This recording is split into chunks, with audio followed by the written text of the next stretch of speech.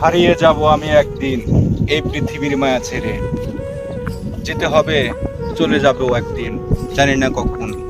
জানতো না তখনও ফ্লাইট লেফটেন্যান্ট তৌকির ইসলাম। গত সোমবার দুপুর 1:06 প্রশিক্ষণরত ফ্লাইটটি যখন আকাশে উড্ডয়মান, তখন ফ্লাইট লেফটেন্যান্ট তৌকির ইসলাম সেই বিমানে প্রশিক্ষণরত ছিল। তার প্রশিক্ষণরত কর্মজীবনের একদিন ছিল বাকি, কিন্তু হলো না। নিয়তির খেলায় সে বিধ্বস্ত হয়ে পড়ল বিমানটি। মাইলস্টোন স্কুলে দুপুর 1:06 বিমানটি বিধ্বস্ত হয়।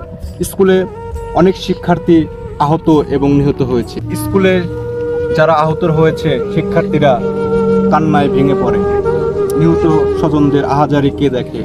আকাশ বাতাস থমকে গিয়েছিল সে কান্নার আহাজারিতে। স্বজনদের কান্না আহাজারিতে আকাশ বাতাস ভারী হয়ে গিয়েছিল।